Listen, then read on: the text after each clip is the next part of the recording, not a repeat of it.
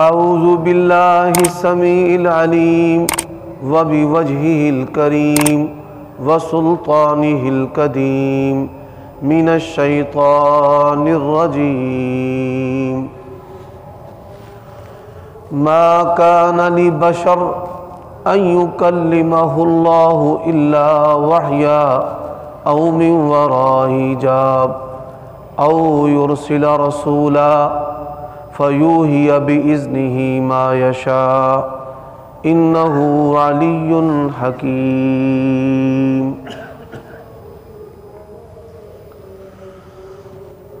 عیوب اور نقائص سے پاکیزہ تمام قسم کی حمد و ثنا اللہ وحدہ لا شریک لہ کے لیے، اور درود و سلام شفیع للمذنبین خاتم النبیین رسول کریم رؤوف الرحیم صلی اللہ علیہ وآلہ وسلم کی ذات اقدس پر۔ گزشتہ خطبات سے آپ نبی کریم صلی اللہ علیہ وآلہ وسلم کی سیرت کے باتیں سماعت فرما رہے ہیں۔ دو موضوع میں نے آپ کے سامنے عرض کیے، ایک سابقہ کتابوں میں نبی علیہ السلام کی پیشین گوئی، اور سابقہ انبیاء اور رسل نے آپ صلی اللہ علیہ وآلہ وسلم کے بارے میں جو بشارتیں دی۔ دوسرا موضوع کہ اعلان نبوت سے پہلے ہمارے پیارے نبی کریم صلی اللہ علیہ وآلہ وسلم کی زندگی شخصیت کیسی تھی۔ آج کے خطبہ جمعہ میں کہ آپ صلی اللہ علیہ وآلہ وسلم کو کیسے پتہ چلا کہ آپ اللہ تبارک و تعالی کے پیغمبر، نبی اور رسول ہیں، یعنی اللہ تبارک و تعالی نے آپ کے ساتھ نبوت اور رسالت کا جو سلسلہ ہے کیسے جوڑا ہے۔ سب سے پہلی بات، سیدہ عائشہ رضی اللہ تعالی عنہا بیان کرتی ہیں کہ نبی علیہ السلام کے ساتھ جو نبوت اور رسالت کا سلسلہ جوڑا گیا، آپ صلی اللہ علیہ وآلہ وسلم کو خواب آتے تھے، اور جب صبح ہوتی تو وہ آئے ہوئے خواب من و ان یعنی اسی طرح پورے ہو جاتے۔ جو حدیث کے اندر آیا ہے کہ خوابیں جو ہیں نبوت کا 46واں حصہ ہے، یعنی 23 سالہ دور نبوت میں سے 6 ماہ آپ صلی اللہ علیہ وآلہ وسلم کو سچے خواب آئے جو دن کی حقیقت کی طرح پورے ہوتے تھے، اور جب 23 سالوں کو 6 ماہ کے عدد کے ساتھ تقسیم کیا جائے تو 46واں حصہ جو ہے یہ سچے خوابوں کا بنتا ہے۔ اور اسی کے بارے میں رسول اللہ صلی اللہ علیہ وآلہ وسلم نے فرمایا لم یبقى من النبوۃ الا المبشرات۔ اللہ تبارک و تعالی نے نبوت و رسالت آپ صلی اللہ علیہ وآلہ وسلم پر منقطع کر دی ہے۔ آپ خاتم النبیین ہیں، آپ کے بعد نہ کوئی نبی پیدا ہو سکتا ہے، نہ رسول پیدا ہو سکتا ہے، اور کسی کو نبوت اور رسالت بھی نہیں مل سکتی۔ اب باقی کیا ہے؟ سچے خواب۔ سچے خوابوں کے ذریعہ اللہ تبارک و تعالی جو ہے وہ اپنے بندوں کی رہنمائی کرتا ہے اور کرتا رہے گا۔ لیکن یہ بات بطور تنبیہ کے کرنا چاہتا ہوں، خوابوں کی بنیاد پر دین اسلام کا کوئی عقیدہ، کوئی فضیلت، کوئی حکم اس کو بدلنے، مسخ کرنے یا چھوڑ دینے کی اجازت نہیں ہے کہ خواب آئی ہے تو خواب کی بنیاد پر آپ دین اسلام کو چھوڑ دیں یا اس کے کسی مسئلہ کو چھوڑ دیں، یا خواب کی بنیاد پر مسلمانوں کے لیے ایمان کا فتنہ پیدا کر دیں۔ اسلام کے اندر اس کی اجازت نہیں ہے۔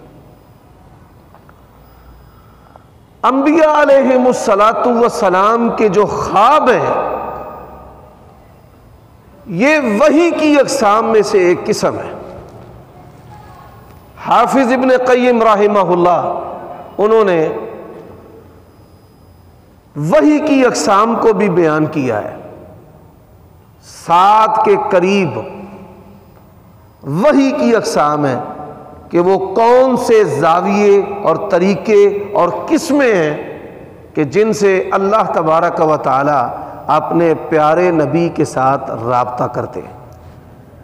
اب سب سے پہلی بات اسی سلسلہ میں وحی کی اقسام میں سے میں نے پہلی قسم بیان کی ہے خوابیں۔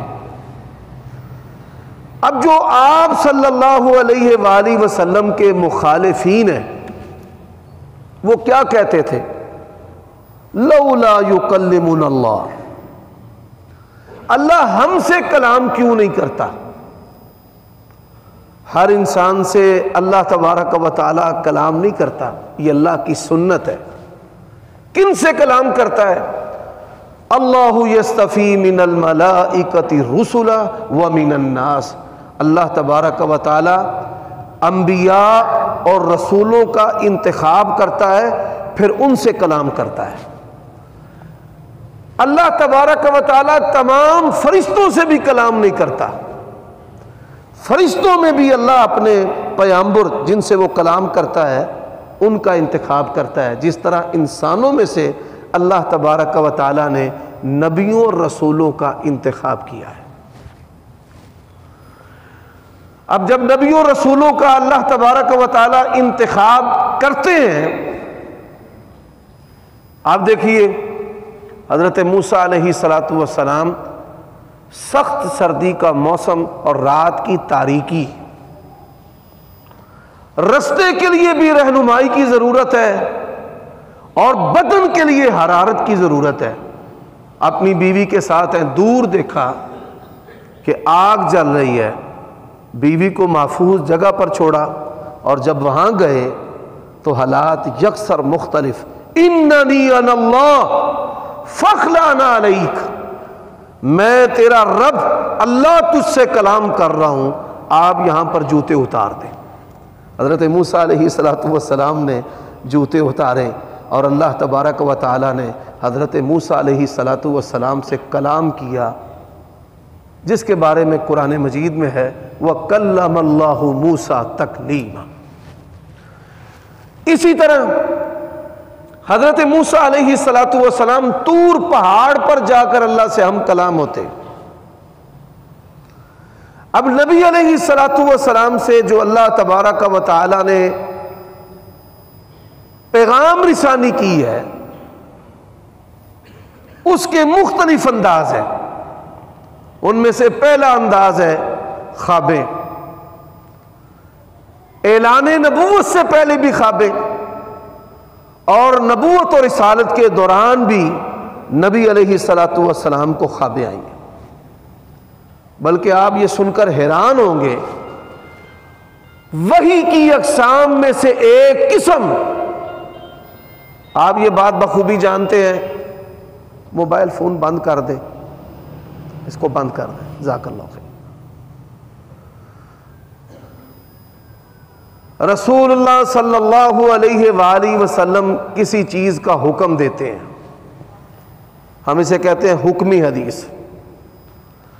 آپ صلی اللہ علیہ وآلہ وسلم عمل کرتے ہیں۔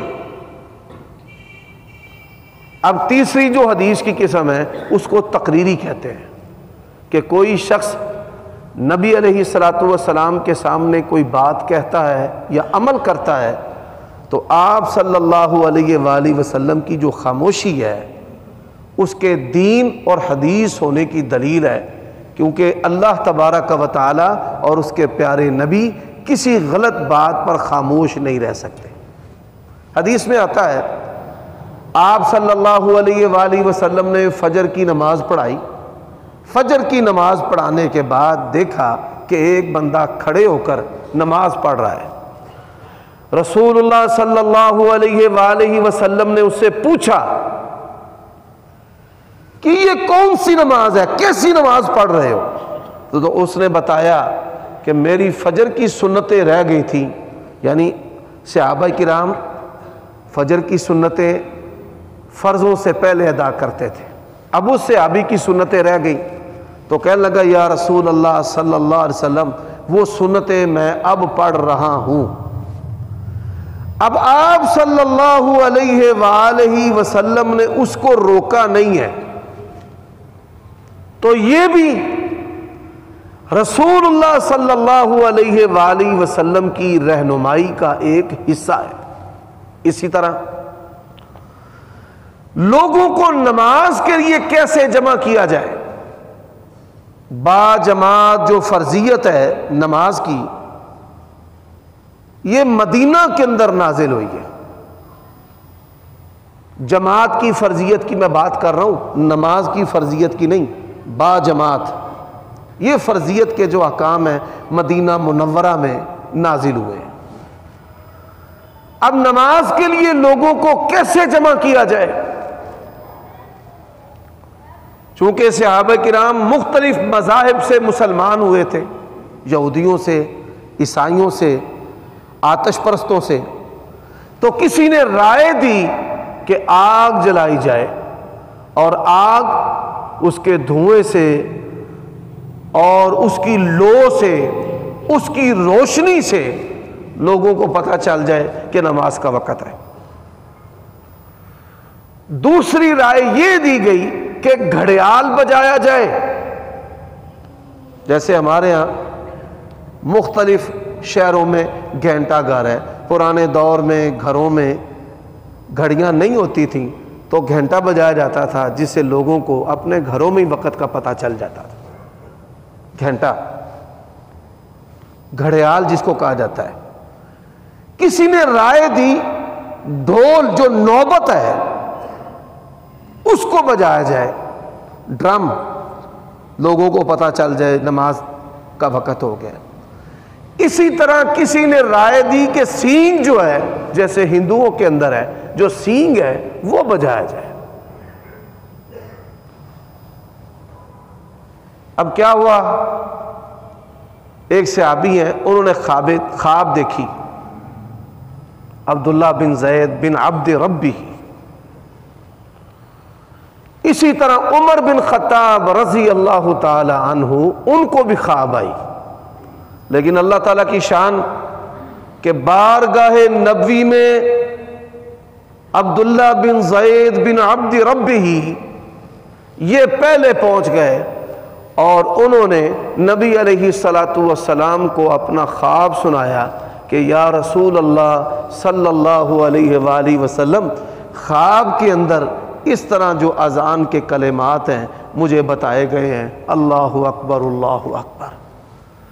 آپ صلی اللہ علیہ وآلہ وسلم نے اس کی تصدیق بھی فرمائی اور تصدیق فرمانے کے ساتھ ساتھ کہا کہ یہ جو کلمات ہیں یہ آپ بلال کو بتاتے جائیں اور وہ نماز کے لیے ان کلمات کو دہرائے, پڑھے, ادا کرے.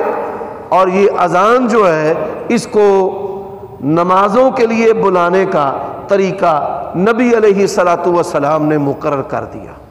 تو خواب اللہ تبارک و تعالی اس کے ذریعہ بھی اپنے پیارے نبی کو دین دیتا ہے.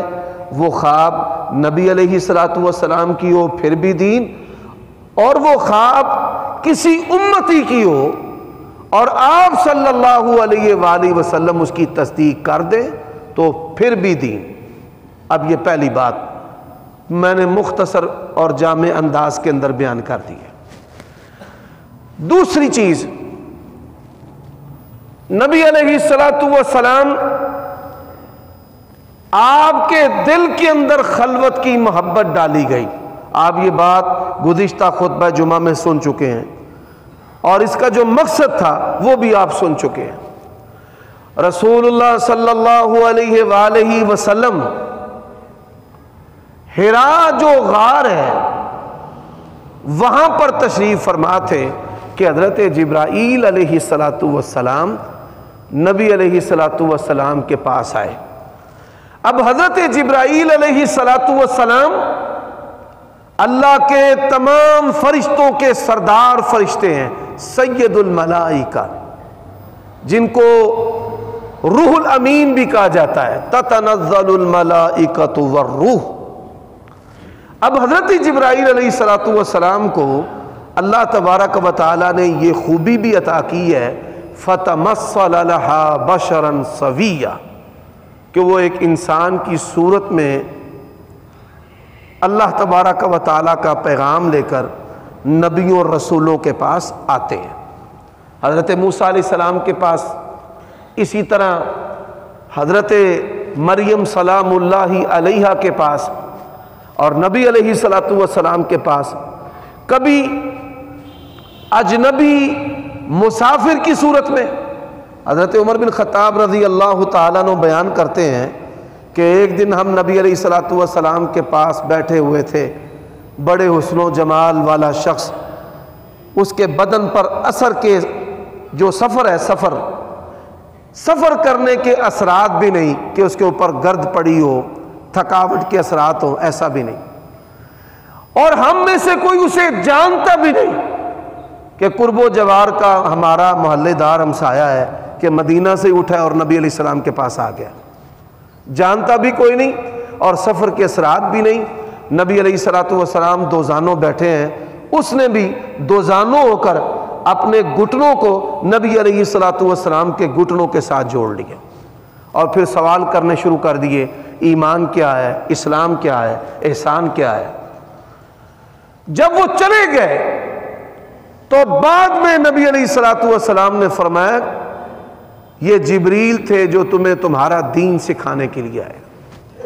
اسی طرح ایک صحابی ہیں جن کا نام دہیہ کلبی رضی اللہ تعالی عنہ، ان کی شکل و صورت میں حضرت جبرائیل علیہ السلام کبھی کبھار نبی علیہ السلام کے پاس آتے تھے۔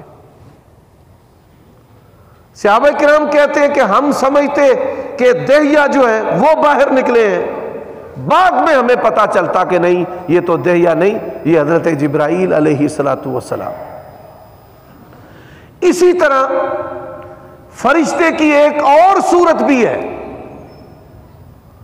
نبی علیہ السلام کی جو وحی کی اقسام میں سے سب سے شدید قسم ہے، وہ کیا ہے کہ فرشتہ جو ہے وہ آپ صلی اللہ علیہ وآلہ وسلم کے قریب آ جاتا اور نبی علیہ السلام کے دل پر اللہ کی وحی کو القاء کرتا، نزلہ علی قلبک، دل پر۔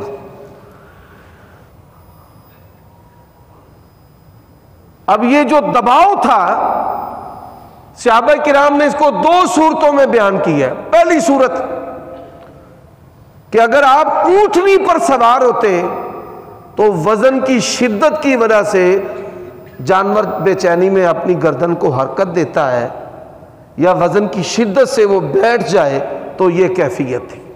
دوسری کہ آپ صلی اللہ علیہ وآلہ وسلم پر اتنا بوجھ ہوتا تھا کہ نبی علیہ السلام کی ران میری ران پر، اور مجھے ڈر تھا کہ وزن اور دباؤ کی وجہ سے کہیں میری ران ٹوٹ نہ جائے، اور اسی کے بارے میں نبی علیہ السلام نے فرمایا کہ یہ سب سے سخت وحی کی اقسام میں سے قسم ہے۔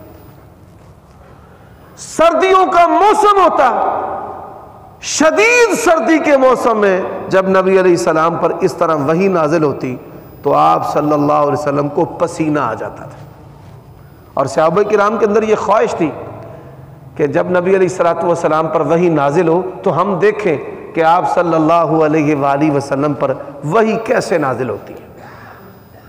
حضرات، وحی کی اقسام میں سے ہم یہ قسم بیان کر رہے ہیں دوسری، کہ فرشتہ جو ہے وہ نبی علیہ السلام کے پاس آتا ہے۔ اب فرشتہ یا ایھا المدثر قم فانذر وربک فکبر وثیابک فطہر۔ رسول اللہ صلی اللہ علیہ وسلم پر جب ابتدائی وحی نازل ہوئی، اس کے کچھ عرصہ تک آپ صلی اللہ علیہ وآلہ وسلم پر وحی جو اللہ تعالیٰ کے پیغامات ہیں وہ رکے رہے۔ نبی علیہ السلام بیان کرتے ہیں کہ ایک دن میں نے آسمان کی طرف نگاہ اٹھا کر دیکھا تو بہت بڑی کرسی، اور بہت بڑی کرسی کے اوپر وہی فرشتہ تھا جو غار حرا میں سب سے پہلے اللہ کا پیغام لے کر میرے پاس آیا، یعنی بڑا پرہیبت وجود۔ حضرت جبرائیل علیہ السلام کی بات ہو رہی ہے۔ رسول اللہ صلی اللہ علیہ وآلہ وسلم فرماتے ہیں کہ میں نے حضرت جبرائیل علیہ السلام کو ان کی اصل صورت پر 2 مرتبہ دیکھا ہے، یعنی 23 سالہ دور نبوت میں آپ صلی اللہ علیہ وآلہ وسلم نے حضرت جبرائیل علیہ السلام کو 2 مرتبہ دیکھا ہے۔ اب 2 مرتبہ آپ صلی اللہ علیہ وآلہ وسلم فرماتے ہیں کہ ان کا ایک پر مشرق اور مغرب کے درمیان جتنا خلا اور جتنی مسافت اور فاصلہ ہے اتنا ایک پر ہے حضرت جبرائیل علیہ السلام کا۔ اور کتنے پر؟ فرمایا اللہ تعالیٰ نے ایسے 600 پر حضرت جبرائیل علیہ السلام کو عطا کی ہے۔ کتنے بھائیوں؟ اور ایک پر کتنا لمبا ہے؟ جتنا مشرق اور مغرب کے درمیان۔ اتنی پرہیبت صورت میں نبی علیہ السلام نے 2 مرتبہ دیکھا ہے۔ اب حضرت جبرائیل علیہ السلام پہلا جو پیغام لے کر آئے ہیں، اقرأ بسم ربک الذی خلق خلق الانسان من علق اقرأ وربک الاکرم الذی علم بالقلم علم الانسان ما لم یعلم۔ لوگ کیا کہتے ہیں؟ عقل ایک پاسے رہن دیو تے دین تے مذہب ایک پاسے رہن دیو۔ یہ بات غلط ہے۔ دین اسلام وہ واحد دین ہے کہ جس کی اساس اور بنیاد عقل و شعور عقل سلیم پر ہے، اور جس کی اساس اور بنیاد علم پر ہے، پڑھنے پر ہے۔ اقرا، اس کا پہلا پیغام ہی کہاں سے شروع ہوتا ہے؟ اقرا، پڑھیں۔ اقرا بسم ربک الذی خلق۔ اللہ نے 2 چیزیں بیان کی ہیں، ایک انسان کی پیدائش کو اور ایک پڑھنے کو۔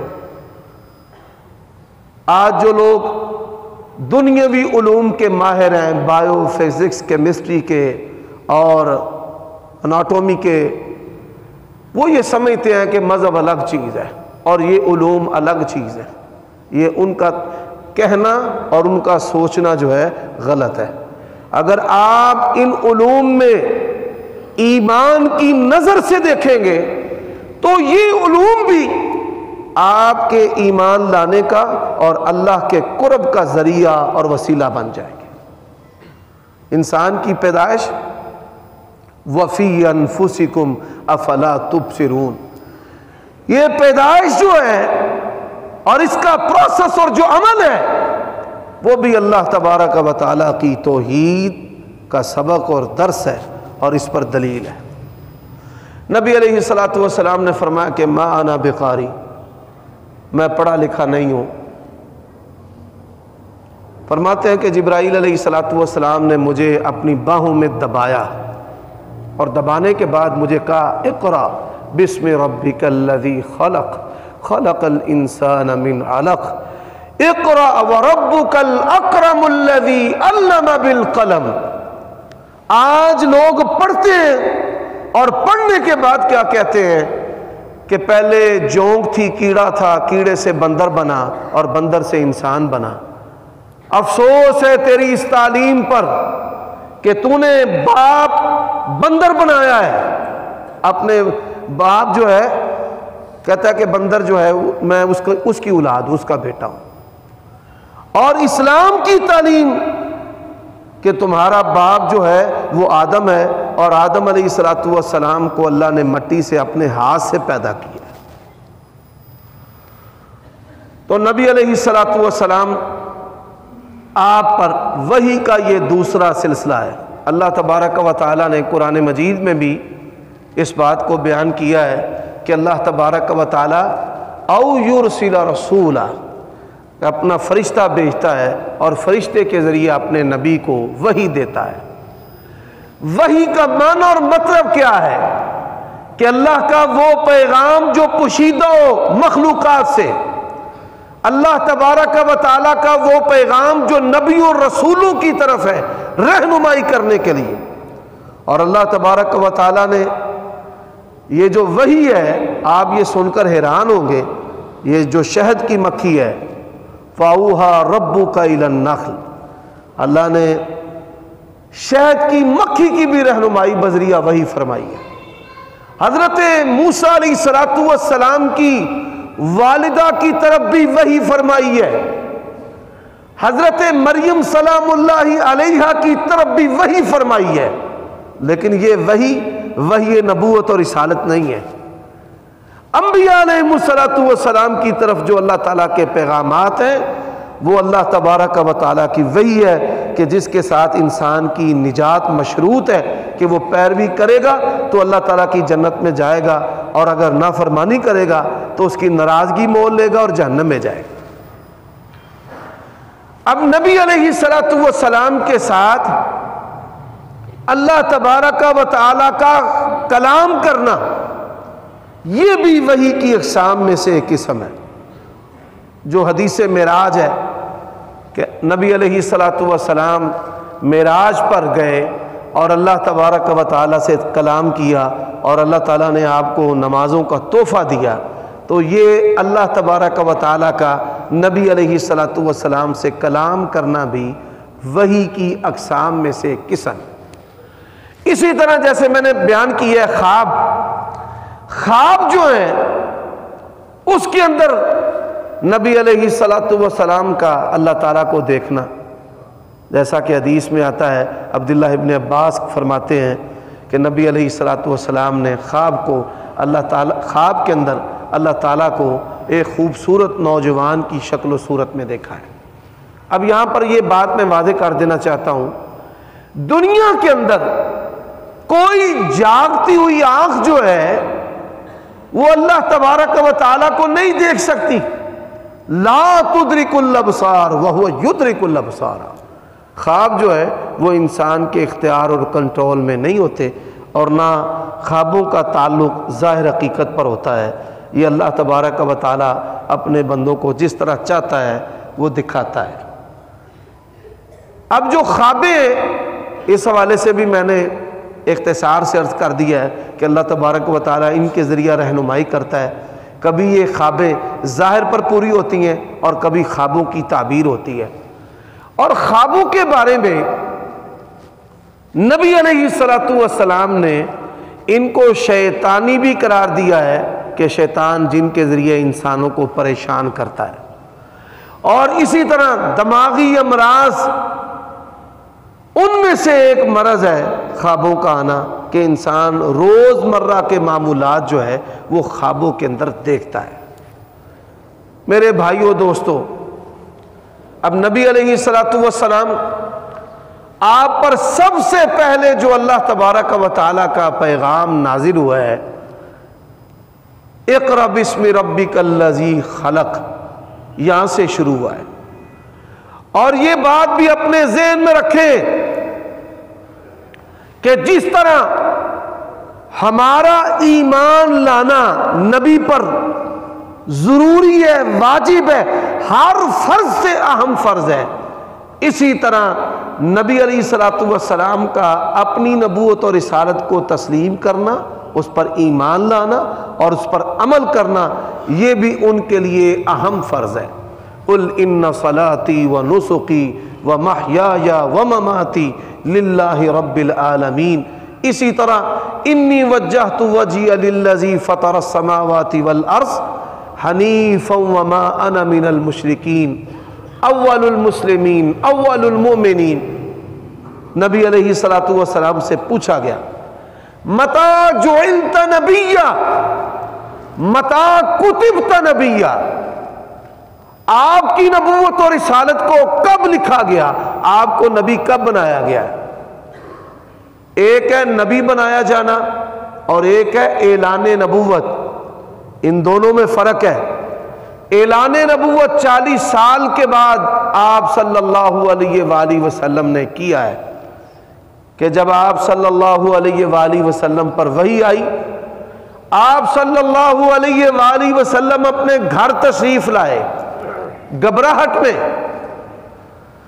پھر آپ نے کچھ دیر آرام کیا، پھر آپ کی زوجہ محترمہ سیدہ خدیجہ رضی اللہ تعالی عنہا ورقہ بن نوفل رضی اللہ تعالی عنہ کے پاس لے کر کے گئی۔ ورقہ بن نوفل نے جب یہ سارا واقعہ سنا تو اس نے نبی علیہ الصلوۃ والسلام کو بتایا کہ آپ اللہ کے نبی رسول ہیں۔ ھذا الناموس الذی نزل اللہ علی موسیٰ، یہ رسالت ہے جو اللہ تبارک و تعالی نے موسیٰ علیہ الصلوۃ والسلام کو عطا کی تھی، اور کاش میں اس وقت زندہ ہوں کہ جب آپ کی قوم آپ کو اس وجہ سے مکہ سے نکال دے گی۔ اور نبی علیہ الصلوۃ والسلام نے بڑا تعجب کیا کہ مجھ پر فدائی اور قربان ہونے والے اور بڑی محبت کرنے والے یہ لوگ جو ہیں مجھے مکہ سے نکال دیں گے؟ اس نے کہا ہاں، جو شخص بھی اللہ کا یہ پیغام لے کر قوموں کے پاس آیا ہے ان کی قوموں نے ان کے ساتھ یہی سلوک کیا ہے۔ تو نبی علیہ الصلوۃ والسلام کو ورقہ بن نوفل نے واضح طور پر بتا دیا کہ آپ اللہ تعالیٰ کے نبی اور رسول ہیں۔ اور میرے بھائیوں دوستو،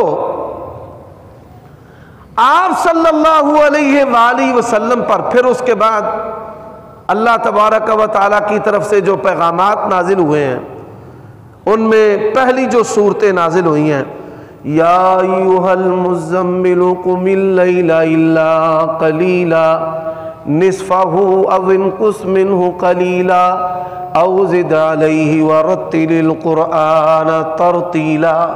اسی طرح سورۃ مدثر جو آیات میں آپ کے سامنے تلاوت کر چکا ہوں۔ نبی علیہ السلام سے جب پوچھا گیا کہ آپ کو نبی اور رسول کب بنایا گیا، فرمایا ہین آدم بین الطین والماء، جب آدم ان کی مٹی گوئی ہوئی تھی، مٹی پانی کا پروسیس جاری تھا، اللہ تبارک و تعالیٰ نے تبھی یعنی کہ ان کی پیدائش سے پہلے لکھ دیا تھا کہ میں اللہ کا نبی اور اللہ کا رسول۔ اعلان نبوت 40 سال کے بعد ہے، لیکن 40 سال سے پہلے بھی آپ اللہ کے نبی اور اللہ کے رسول تھے۔ آج کے دور میں کئی موضوع ایسے ہیں جو فتنہ کا باعث ہیں، جن میں یہ بات بھی ہے کہ آپ پہلے نبی تھے یا نہیں تھے۔